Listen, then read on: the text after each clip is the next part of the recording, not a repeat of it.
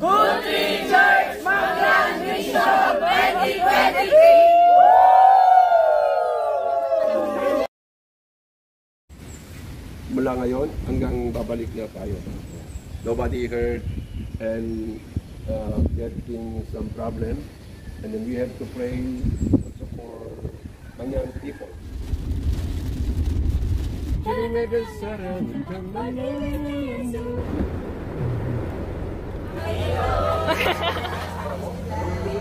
Day 1, parang walang kaba, walang ano, parang excitement lang yung nararamdaman. Kasi smooth lang naman, kahit sabihin mo siya gumigewang-gewang, okay siya.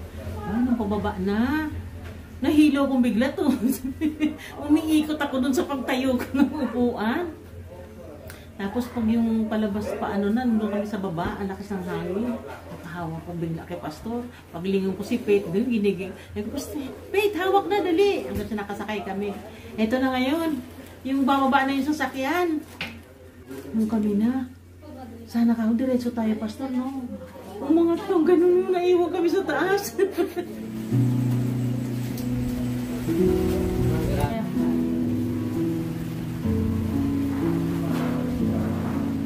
Step okay.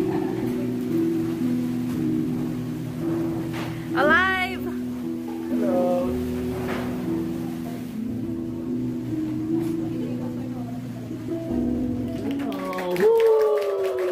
And then ang kanyang asawa, Ma'am Mechi. Ma'am Mechi, Pagtata. Yan. And then meron din ang kanyang panganay. Siya yung naging missionary dito. Kung wala anong panganay niya, wala dito. Yeah. Kasi ngayon tumatanda naman yung silang dalawa. Yeah. Oo, ayan. Si Precious, yes. Oo. And then meron na ang future siguro missionary pastor yon, si Samuel. Yeah. Through faith and perseverance at pagpupursige po nila Reverend John. Actually, it's very dangerous travel, but you overcome fear of storm and waves. That's victory. Amen. Palakpak po sa tayo. Let's start with their physical attributes, appearance nila. So pag nakikita niyo po yung katutubayan, katulad ni Mary Joy, yan, ganyan po yung natural hair nila, ganyan yung natural color nila. So kadalasan po, pag napunta sila sa church, nasa bote, usually vegetable. Wow! Na lang dito, but our decision to reach this place is very significant already in your life.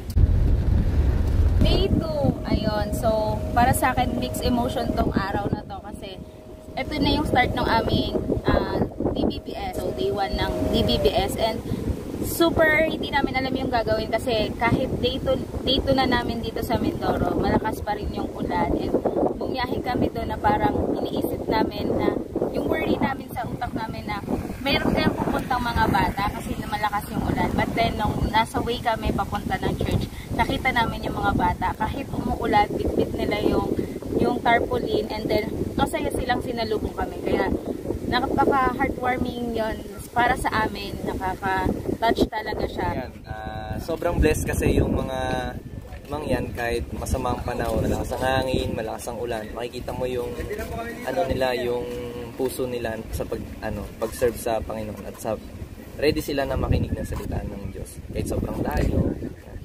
Kahit basa-basa kami, hindi kami nafe-feel disappointed, discouraged. Kahit basa kami, talagang masaya yung puso namin. Rin namin si Pastor Ricky na sobrang saya din po niya na kasama kami. Evening service, talagang na-bless. Alam ko na-bless yung mga kapatid nating Mangyan. Pero na-bless din ako dahil nakita ko kung gaano sila hindi lang kauhaw sa mga material na aspeto, kung hindi sa spiritual na aspeto, lalong-lalo na sa salita ng Panginoon. Dahil nakita ko sa kanila kung paano sila determinado na marinig at tanggapin ang kalooban ng Panginoon.